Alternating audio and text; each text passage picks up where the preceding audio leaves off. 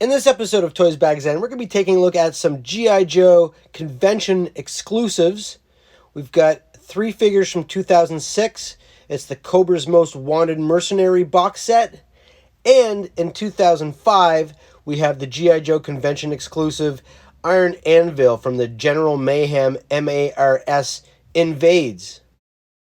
You could only get these at the G.I. Joe convention at that time. And in 2005, 2006, after the conventions, I actually went on eBay and picked these up for probably no more than $30 a figure, which back then to me felt like it was a lot of money, but I'm sure these go for a lot more than that. So let's take a look at these cool figures.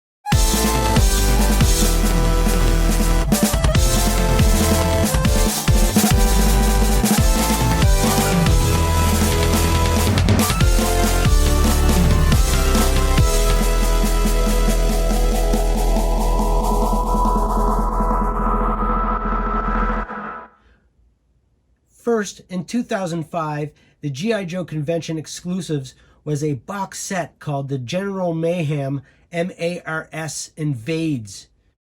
This box set came with quite a few figures. It came with 6 of these figures, the Iron Anvil Troopers, also codenamed the Iron Grenadiers Paratroopers. Came with 6 Iron Grenadiers, General Mayhem, Destro, and Metalhead. Now, they had all of these for sale on eBay back in 2005. There was a seller that was selling these, quite a few sellers probably. And I just found that this was the best figure out of all of them. And he did come with a parachute. We're going to take a look at all those details now. There's a Destro logo there. And he came with this knife and with this gun. Now, his weapons were weapons that we've seen before. Pretty much 30% of the figures in 1990 to 1994 had these weapons in their arsenal in different colors, blues, orange, reds. So they reused these molds for this particular figure.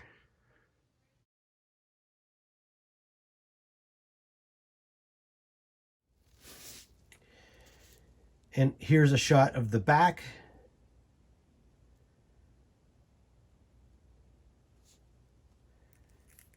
His boots are painted like a matte gray along with his gloves. He's got gold on his visor and red accents all over, along with some gold on his pads, his belt, zipper, and on his chest.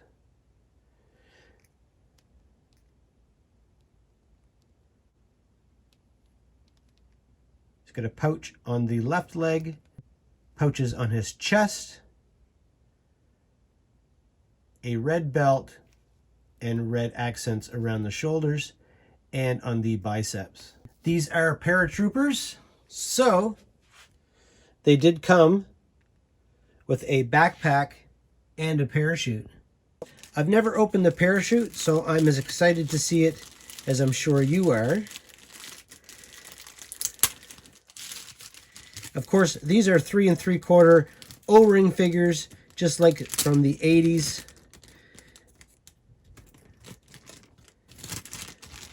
And I did buy this in 2005. Here you can see here the backpack. This probably looks familiar. We have had backpacks in the past like that. Of course, with the piece in the back that fits in his back. Let's take a close look at this parachute. It has string. And be very careful with this. I'm not really sure how fragile this is. And you can see it's made of that foil kind of material. It's quite thick though, with black on the bottom and that shiny red on the top with the Destro symbol. And here he is outfitted with his backpack and his parachute.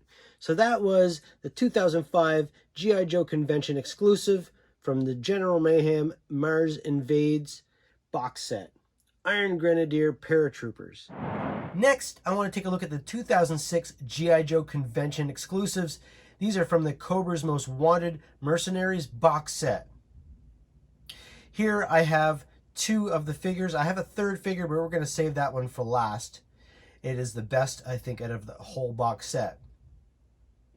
So on the left we have Major Blood, and this is version 7 of Major Blood. He's the Skull Squad commander. And on the right we have Overlord. In this box set, there was also a Cobra Mortal, which is the figure we're going to look at last.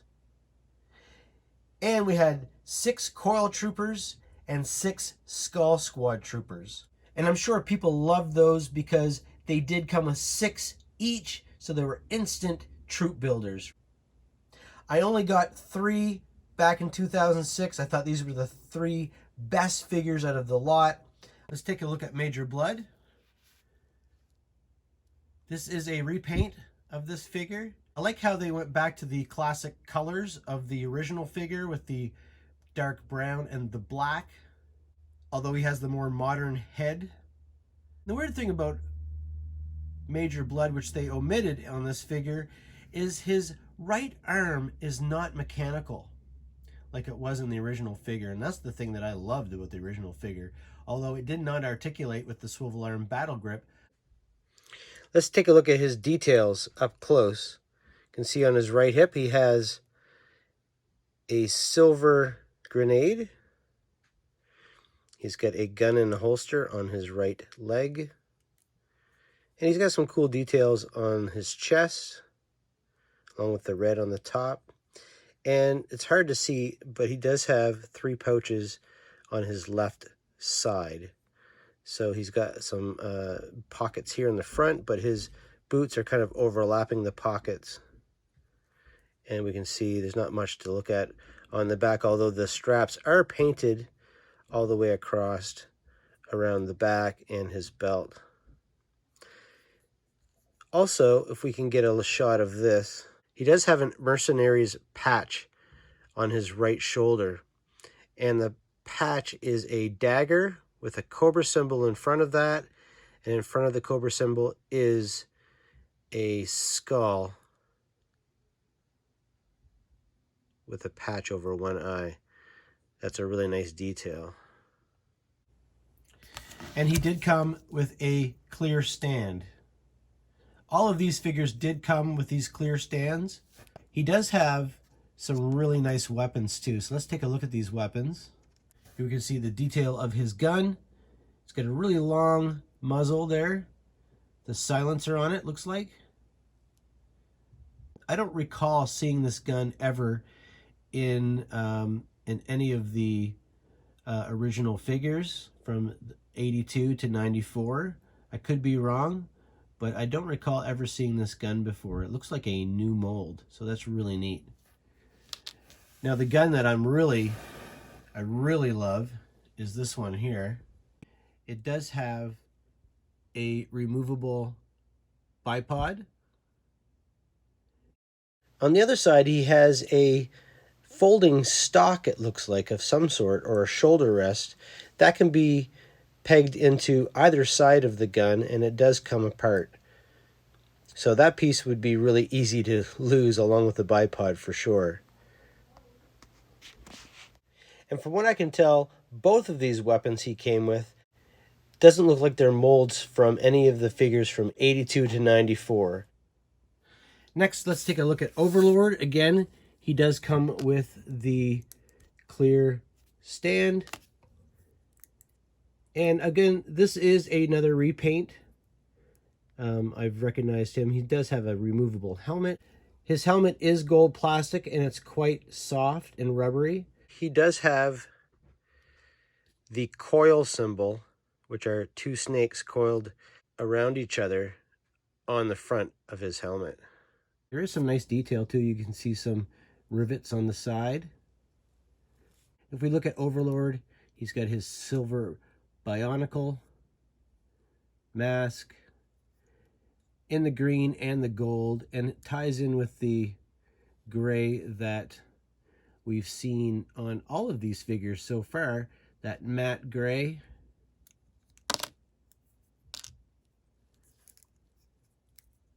Does have some silver on his collar. Some nice gold detail around his boots. And they painted some black up on the stripe.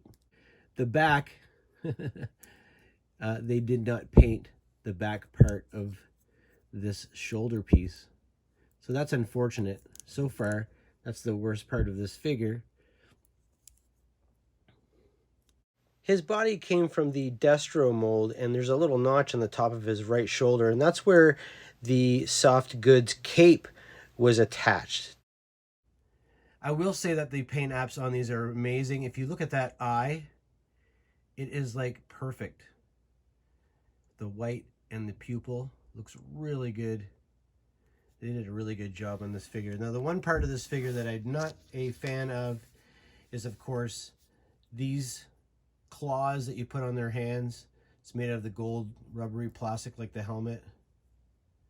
I'm wondering if these will suffer with gold plastic syndrome, perhaps. But it is a rubbery plastic, it's not hard plastic. And that's my look at Overlord. We have one more figure to look at today from this box set. And because I love chrome figures, here is the Cobra Mortal. Codename Cobra Elite Enforcer. The thing about this figure is he was actually an Argentinian figure. So this is a reissue of that figure, which looked just like this, except it was made out of a straight arm Snake Eyes mold that we got from Hasbro.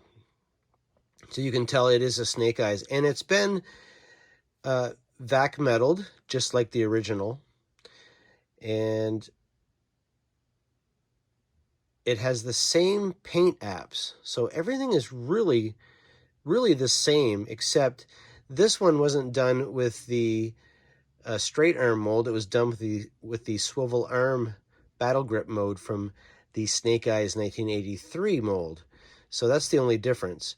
Also, the Argentinian version of this had a black crossbow and did not come with a rifle like this. This is a really cool rifle. I don't really take the guns out of his hands. This Hasbro figure is known to have very brittle plastic, and the reason why they used this plastic was so that they could vac metal it, which I'm not really convinced that's true, but I'm not going to take any chances, so I don't take their weapons out of his hand. Now, their weapons, instead of the black, his weapons are a dark gray. He does have a Cobra symbol on his chest, where he's got the black triangles over his eyes, the red mask over his face, and a red circle on top of his head.